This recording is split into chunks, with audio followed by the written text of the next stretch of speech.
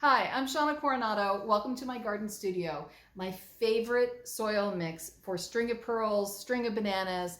It's all about a succulent mix which allows for big drainage. We're talking big drainage. It really needs to drain very, very well. So the mix that I use is about half and half pumice and half potting soil. The potting soil we're going to use today is Beyond Peat potting soil. It's peat-free and it has organic fertilizer already mixed in. Here's the formula. It's about half and half. So half soil and half pumice. If you can't find pumice, try chicken grit. I killed all the strings because I both overwatered and put them in containers that didn't allow for drainage and aeration. All the pots I've been using for the string of pearls and had great success with have been clay. And I think it's because it enables, once it drains out the hole in the bottom, then it loses its moisture through the sides of the container. And when you have it in a plastic container, it's unable to do that. Fill your container until there's maybe a quarter to a half inch of space on the edge. I'm replanting what looks like a very pitiful string of bananas. But I know, it looks pitiful. There's dead bits. In just a few months, this is going to be beautiful. So here's how you separate out the strings. Your goal is to find one with a root on it. Now this has a bunch of dry bits on it. This is mostly dead, so I don't think that's gonna make it.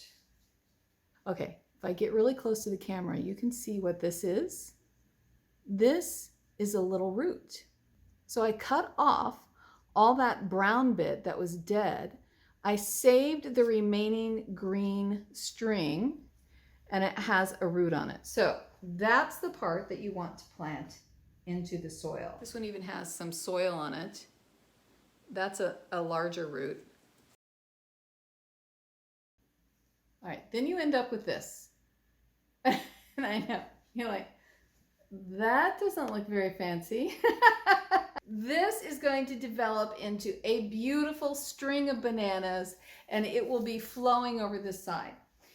Now, once we get the soil combination straight and once we plant it in a clay pot, that's the best success I've ever had, clay pots if you can, then the next level of this is watering.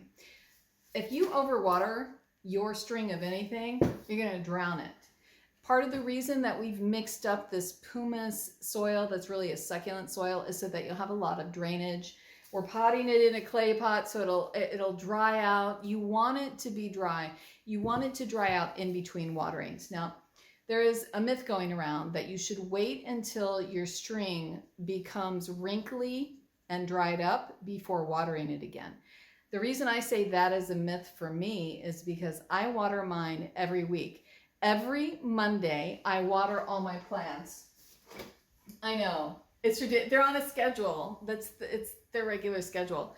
And so this plant gets watered every single Monday morning. And oh my goodness, I can tip it so you can see the top. I'm Shauna Coronado. If you want good luck with your succulents, try this potting soil combination. It's the pumice combined with an organic, all-natural, peat-free potting solution.